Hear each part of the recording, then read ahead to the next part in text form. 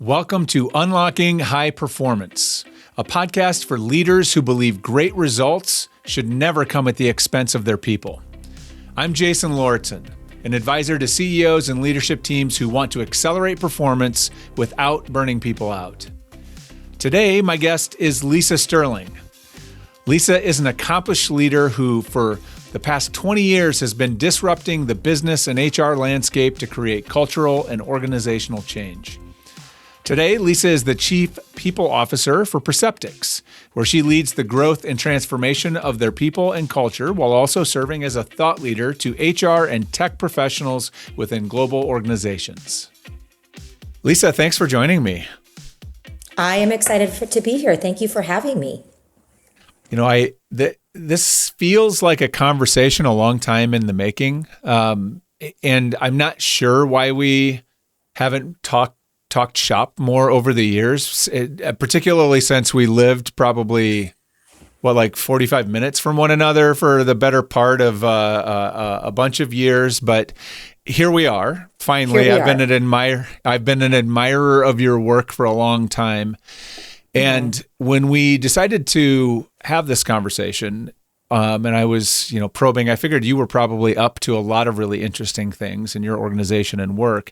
But the thing that I think caught my attention was when you started talking about that you felt like maybe jobs needed to be rethought, and you kind of started saying you're starting down a path of really rethinking and restructuring jobs to be built more around adaptability and built for adaptability and built more around the individual kind of talents and genius of people, as opposed to trying to fit people into the predetermined jobs boxes, which is sort of the historical model. And listen, I am here for anytime anybody's kind of blowing up the old model and creating something better and new, specifically that works better for people. And so I'm excited to learn about this. So I'd love to just start by kind of giving you the floor to tell me a little bit about, how your thinking around this evolved and kind of what's driving this work for you.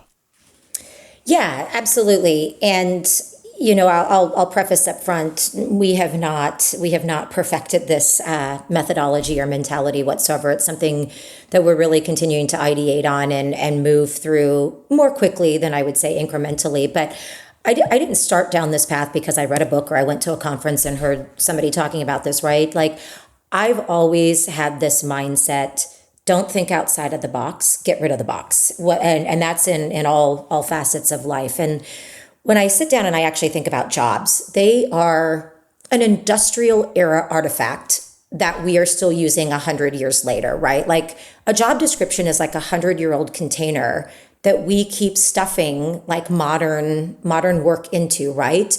If you go back and look at why job descriptions were actually created, they were created for factories. They needed things that were standardized, that were stable, that were defensible, that were repeatable, right? And as the CHRO or Chief People Officer for multiple companies, I've watched the same movie kind of on repeat. I'll use that analogy. And that is, overseeing talent acquisition.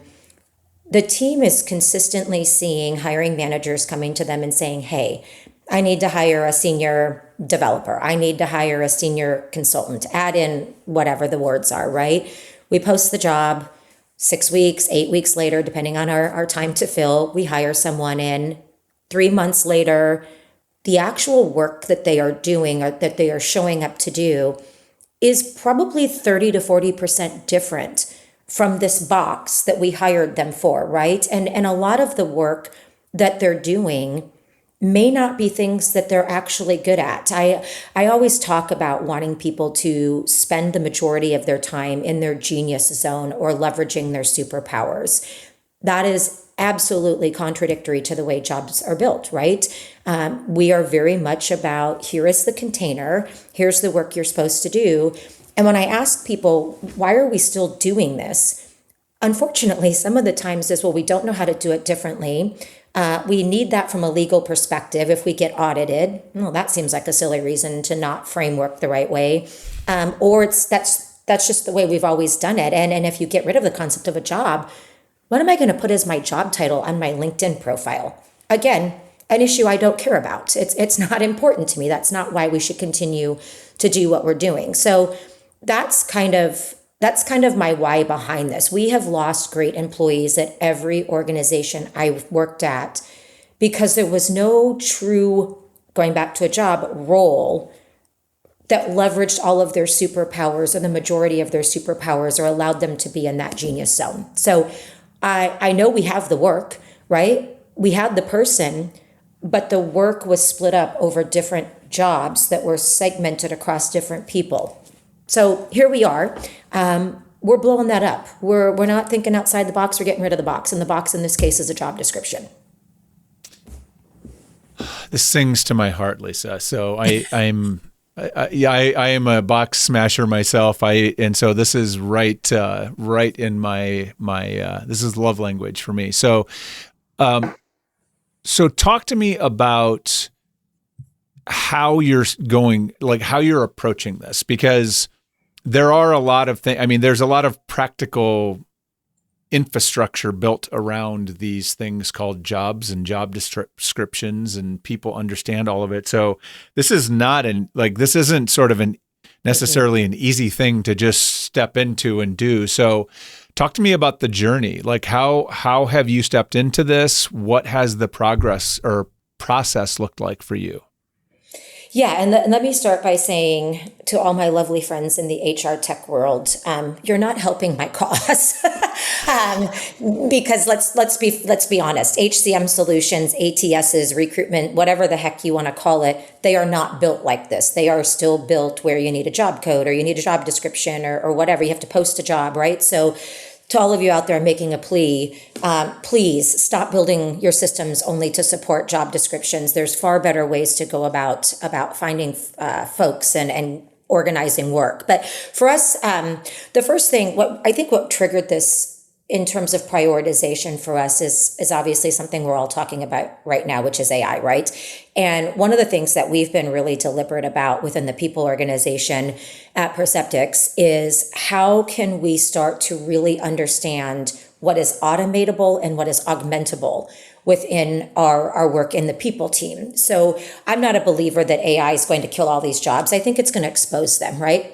And so what we did, actually, we started with a hackathon. We spent a significant amount of time going through and doing that, like looking at roles and saying, okay, what could we completely automate and what could we augment so that our people spend more time on the human layer, actually leaning into our internal employees. If you're in a customer facing role, leaning into your customers more, et cetera, right? And so we started to break jobs or roles into tasks. And what we found is a lot of the tasks, probably again, 30 to 40% of them, we didn't need a human doing anymore. There were ways that we could build agents. Some work we could just stop doing because it wasn't tied to revenue, cost, or risk. It wasn't driving value for our people, for our customers, for our shareholders. And so I think that was kind of where we started, is let's actually break down what the work is. What does a person do? And then we started to build stories around that, right? And I'll use a very specific example. We hire solutions consultants, right? Lots of tech companies do. They are such an instrumental and critical part of a sales motion within our organization. And yet when I read the job description, I was like, you have to be able to have good product knowledge, demo a product. I mean, it was very tactical. Solutions consultants are storytellers, right? They tell stories, they influence behavior, right? None of that actually showed up in job descriptions. And so that's what we started to really look at, is like, what are the behaviors that make a person super successful? How do they spend their time over the course of a day? Not, here's a list of the things that you're going to exactly be doing, and here's the education requirements, et cetera, right? It's very much about the behavioral attributes and the actual motions that you're going to go through. So that's kind of how we started for us. So I know you said you have been, you've really been digging in on this in terms inside your own team, the HR team or the teams that you lead. What like, where are you, I guess, on that journey? Because I'm curious how, like, and I'm curious if you can share some examples of, maybe how jobs have, or how jobs, however the roles individuals have sort of shifted or changed once you peeled away the sort of the artificial structure of the job description box. Like, what has that started? Like, how did that start to unfold, and what does that look like now? And kind of, what are you seeing from that? I'm just really curious as to, what's unlocking as you're peeling away the constraints. Yeah, absolutely. I'm going to say this with the best intentions. One, this never started, to be very clear, as a, hey, we want to reduce cost from the people business, or we're looking to reduce cost in other areas by doing this. To me, this was all about driving efficiency, productivity, and overall performance. And so as we've started to do more and more of this work within the people organization, the size of our team has actually shrunk, because what we have found, and I'll use a very specific example. We have somebody on our team who had a job. What we found out about that person is they are secretly a killer data analyst. Like, the way they think about data, the way they visualize data, the way they can pull stories out of data, we literally had no idea. But when we sat down and had everybody go through kind of a self-declaration of, like, what are you doing when you're your best version of yourself? Where are things effortless for you? Like, right? Like, we actually had people do kind of a self-awareness exercise as part of this hackathon. We then, from a leadership perspective, did the same exercise. And then we took all of the things that actually are meaningful and impactful for a people organization to deliver on, and we started to associate that work to people. We didn't care what their job title was. We didn't care what their job was now.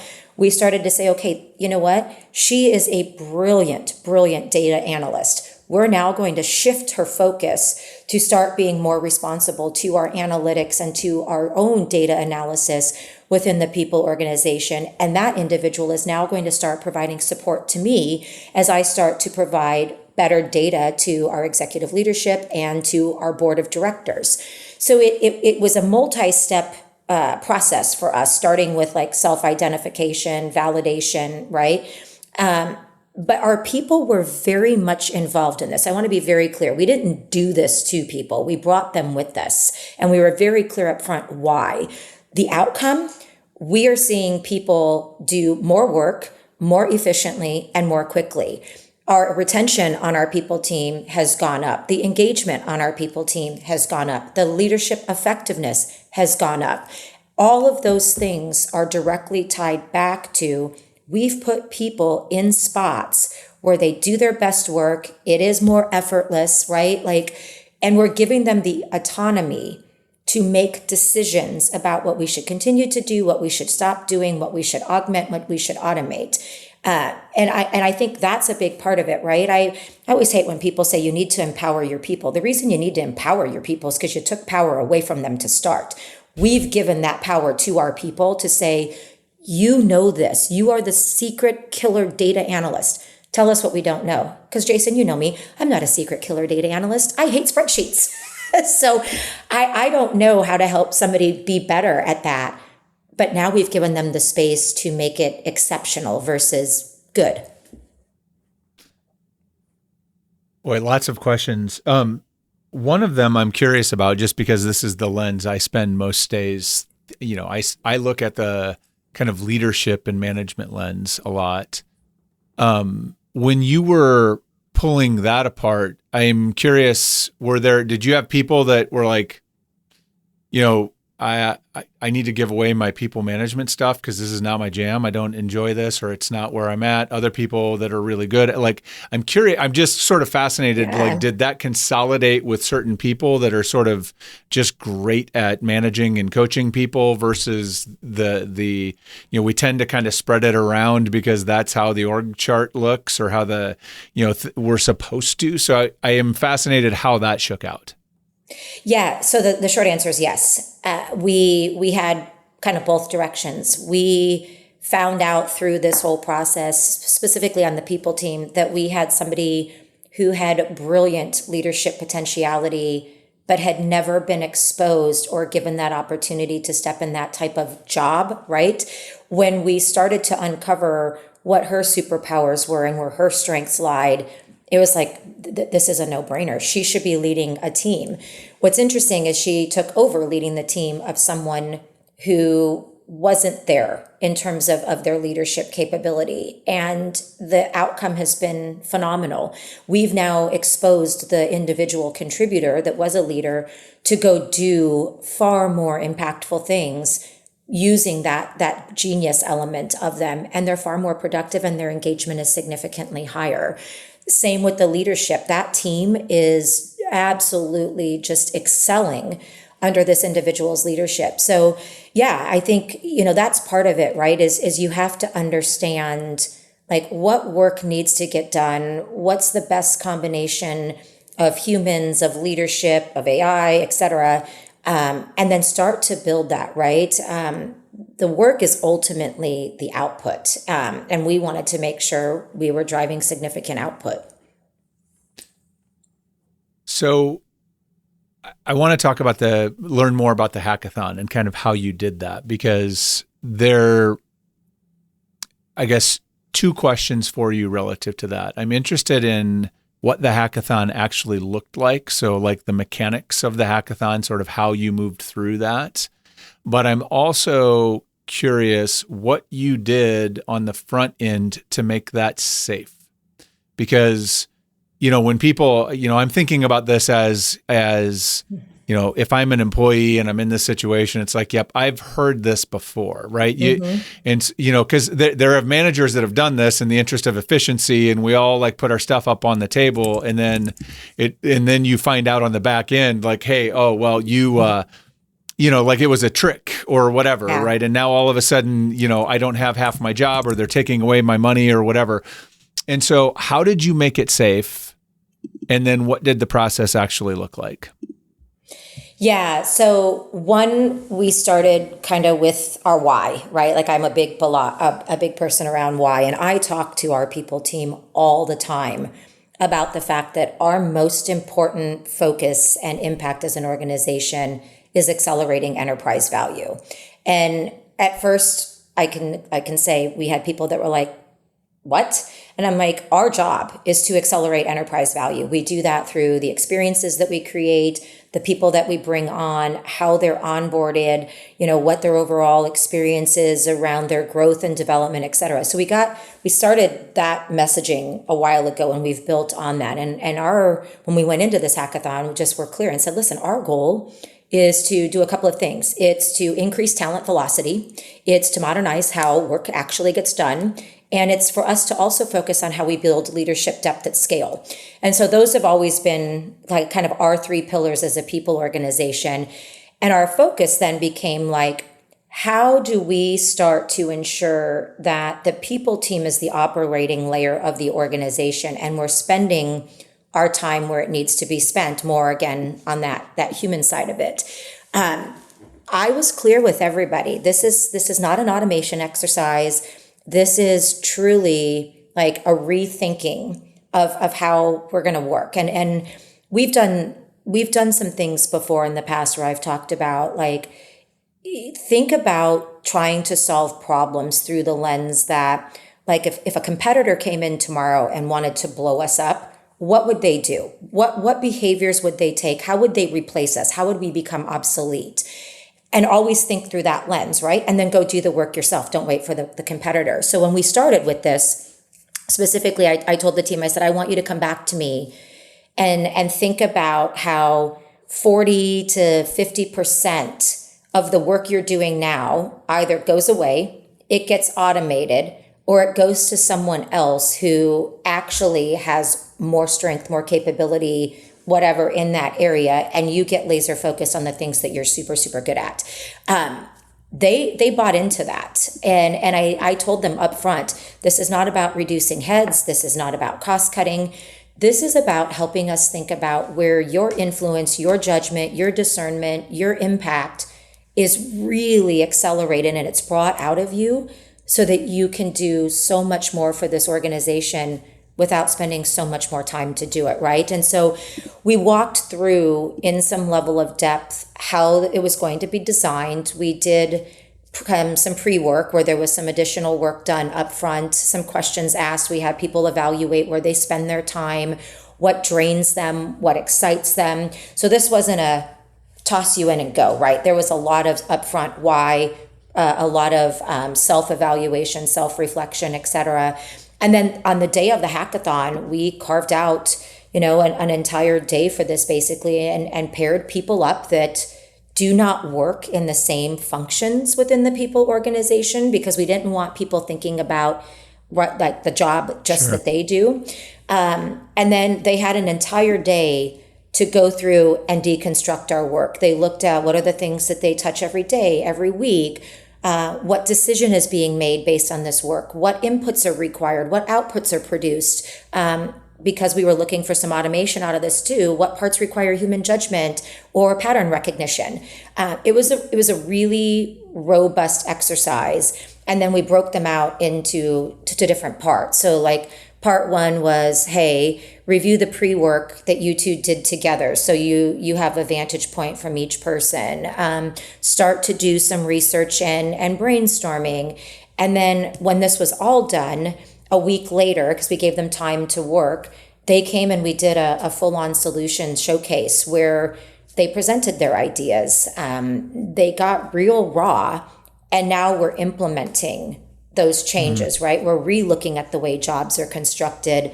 And what's interesting is other ideas came out of this that don't actually relate specifically to the deconstruction of jobs, but are things that we can be doing in our tech stack that will actually help support this as we get to the next phase of implementation in our actual tech stack. That's awesome. So I'm trying to think about this through the lens of, if I'm if I'm someone, this is the first time I'm hearing this and it sounds interesting, and then where does my brain go? My brain goes to, things that, like you talked about a couple of them up front. The first one that it goes to is compensation, right? How do you navigate compensation? Because compensation, as we do it today, is driven off of your job description. And so, at least in most cases it is. And so when you start blowing up the job description, you start blowing up kind of the traditional way we think about comp as well. So I'm assuming you're thinking about that through new lens as well. So what is that, how are you thinking about, if we start shifting pieces around and it doesn't fit a traditional competitive profile in the market, how are you making comp decisions to keep people kind of whole as through this process? Yeah, and I'm just going to share one thought, and then I'll go directly to that because I think it's a common thread through this. So, like, I've always had the belief that, like, when people talk about career ladders, lattices, jungle gyms, whatever you've used, like, I'm just going to say this. They're a lie that we tell people so they don't quit, right? Like, hey, there's this career path for you because we want you to stay here. Nobody's career is a ladder. I mean, look at my career. I've been in sales, product, HR. Like, there has been no career path, right? And so this deconstruction of jobs is how we are finally thinking about building careers or experiences based on how people actually grow. So the other thing that we're starting to do now is blow up this concept of levels. Everybody talks about job architectures. We have one. It is insane. Doesn't even make sense to me.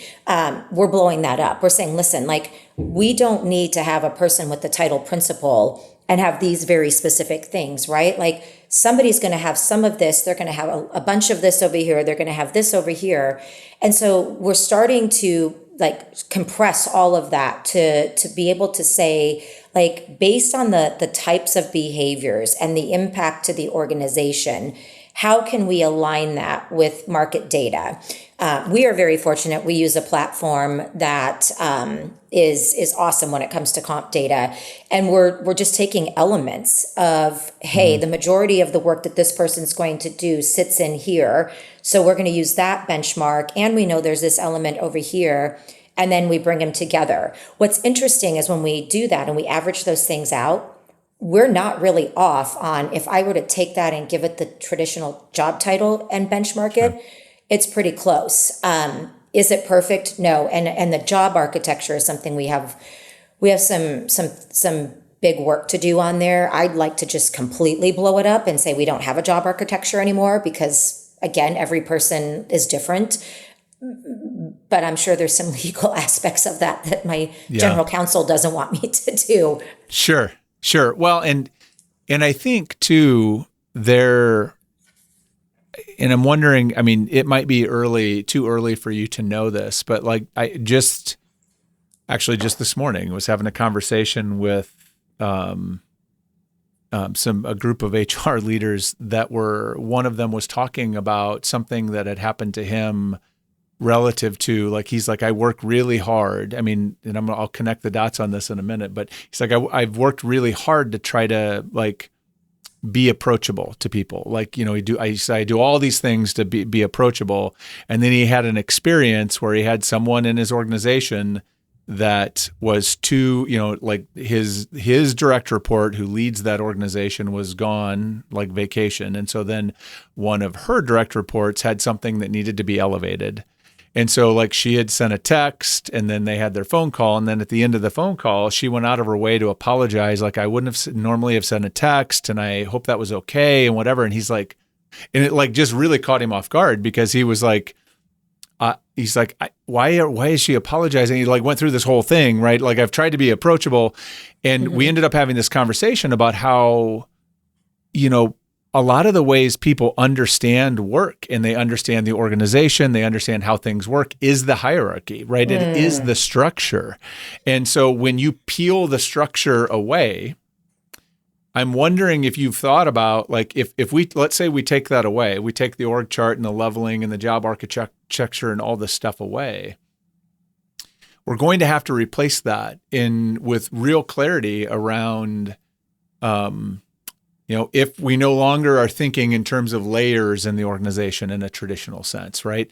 How do we replace all of the things that helps people understand? And it's not necessarily a good way that they understand it, but it's like, I know who's in charge because of their title or where their office is or whatever that is. And I understand the hierarchy of who makes what decisions, or at least I think I do. And so as you start to do some of that, have you thought about like what that might look like in terms of what do you have to add in then to ensure that work still happens the way we want it to get done, or that we still, and I'm a anti-hierarchy guy myself. I think it creates more problems generally than it solves. But I think there is some purpose to hierarchy, and there is some purpose to some of the structure that we have. And so if the blowing up of jobs starts to also compress or collapse some of that structure, what does that look like? How do you replace the good that it does on the other side of it? Yeah, that's an interesting question, and in full disclosure and transparency, I don't know that I have the silver bullet for that yet. What I will say is this: as we look at, like, I go back to the example of an exceptional leader versus one who's actually an exceptional individual contributor. I haven't entirely moved away from the mindset that, like, you still need leadership. You do, right? Like, you need people who are going to invest in others, help them work through, challenging situations, problem solve, etc. What I don't think we need is as many leaders in organizations as we have, right? And I've told our team specifically that, like, listen, if our org chart looks exactly the same in Q4 as it did in Q1, we are not running a team, we're running a museum, right? Like, we need to focus more on how we are moving things around to really be fluid, right? And org charts tend to be very static, rigid documents that are definitely not living. We still need leadership. But I think what happens is when the deconstruction of jobs starts to really pull into play, and you start to see people getting into their superpowers or that genius zone, typically, and I've seen this so far to be true, they need less leadership. They need less guidance, right? Because they're absolutely exceptional at what they're doing, and they're doing it more efficiently at a higher level of productivity and a higher level of performance. And so it is not, there's not as much leadership that is necessary. I'm also finding it allows growth to happen more organically because they're already doing things that they're good at, right? And so their growth is happening at a faster rate. And it's giving them the opportunity to take on more without having to be promoted, right? Or go to a different job. So I actually think org charts will become more flat. I know we talked about flat orgs many, many years ago, and then we went the other way. And it's a thing, we look at it at Perceptyx. We are big about not having this concept of micro teams, because when you do have these big org structures, decision-making slows down, work slows down, right? Like all those, but we've constructed that usually because we need a check and a balance, and we need somebody to approve something. I go back to because we haven't put people in spots where they're just exceptional at the work they're doing, don't require a lot of, oversight, and they have the power to do the work they need to do. When all of those things are true, you don't need a lot of leadership. There's so many. We might have to schedule a part 2 of this conversation. Because there's like a whole nother list of questions that I have popping up in my head. But for today, this is, I think, a great place to kind of land this. I guess I am curious, what is the next step for you in terms of like what's next? As you've been doing this work in HR, sounds like you have a pretty compelling case to make now. Are you starting to roll this out more broadly, or what are the next couple steps as you think about deploying this organizationally? Yeah, we're definitely having the conversation with another function that we think we could pilot this in and probably move pretty quickly and not have a lot of disruption to both the humans and to the organization, right? So we're working with one of our key executives that is definitely open to this. And I think the thing I want to end with today is this is not a project, right? I'm running. I truly believe it is a really honest response to what work has actually become in today's world. And I think for those out there listening, like sit back for a second and really like gut check yourself. I truly believe we built HR on the assumption many, many years ago, when it was probably a personnel department, that jobs would always be stable, work would always be predictable, and careers would be linear. None of those things are true anymore. Hell, if I have to be honest, I don't think they've been true for 20 years.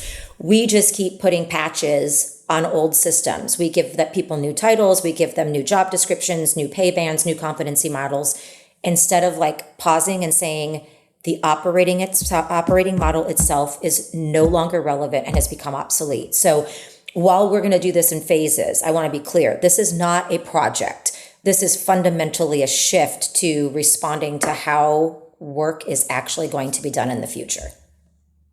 And it feels to me like the opportunity to, with all the conversation around AI, I think one of the opportunities that is perhaps being either missed or underutilized is leveraging this moment to do things like this, because there's an expectation, at least everybody I'm talking to, there's an expectation coming down from executives on high that we need to, we got to figure out what's AI going to do inside the organization. And if you need air cover for this kind of work, that it feels like the perfect moment in time, because it's not really about AI, but it is about AI. You know what I mean? Like it feels like it's kind of an ideal time to be doing it. AI kind of, certainly makes the conversation feel very relevant and timely, when in actuality the work is 20 years overdue. I think you're right to that point, but might as well do it now. And now is a time you probably have more reason to do it than ever before. I think that is a very valid point to end on, Jason, because I know we have this conversation in our org. I talk to our customers, CHROs at large Fortune 100 companies to small organizations frequently. And the question that people are continuing to ask is like, with AI, what's going to happen to this job or whatever, right? Wrong question. Jobs aren't the unit, tasks are, right? And so when we start to think about work as a bundle of tasks instead of this sacred job, the sacred role, I'm actually finding that the AI conversation gets so much more honest and so less scary, because you stop asking the question, is AI going to replace my job? Am I going to become obsolete? To no. Okay, Lisa, what tasks should AI do? What tasks should a human do? How do we redesign around that notion versus this concept that AI is going to replace my job? It's not going to replace the job. It's going to replace elements of the tasks that, frankly, you probably don't want to spend your time doing anyways, because they're very, they're just not things that you want to do, because there's no human impact from it. So I think it's a great opportunity to use this AI conversation to drive this conversation. Well, and to bring it full circle, back to your analogy at the very beginning, I mean, I think, the don't think outside the box, get rid of the box.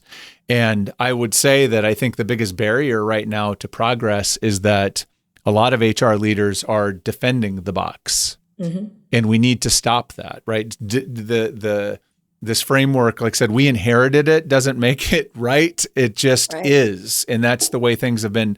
And it's hard. It's hard work. I am so grateful for people like you that will, that have the courage and the will to kind of push forward, because when you're trying to break free from a system that's been in place for 100 years, that's no easy task. And everybody thinks it's there for a reason. And that's hard. And so thank you for doing the work, and thank you for sharing the work, because it certainly makes it easier for others to follow your lead. And I hope that many will. So Lisa, this has been awesome, as I expected it would be. So much good stuff. I really appreciate the work you're doing. And thank you for taking the time to share with us the great stuff you're doing. And I would love to check in again, maybe in a year, to see where you're at and see how things have evolved. Absolutely. And thanks for the invitation. It's always fun to chat with you, and appreciate the work that you're doing, and that you allow people who have, maybe what some think are off the, and I don't even know what word to say, off my rocker, to do some of these things, a space where I can talk about it that feels safe and non-judgmental. So thank you for that. Awesome. I love it. I love it. So, Lisa, we will do it. It's a date a year from now. We're going to check in and see where you're at. And so thank you for that work. And thank you for listening. I hope you can take some inspiration from Lisa and bring this back, right? Bring something from this conversation back to help both your people and your organization thrive. Until next time.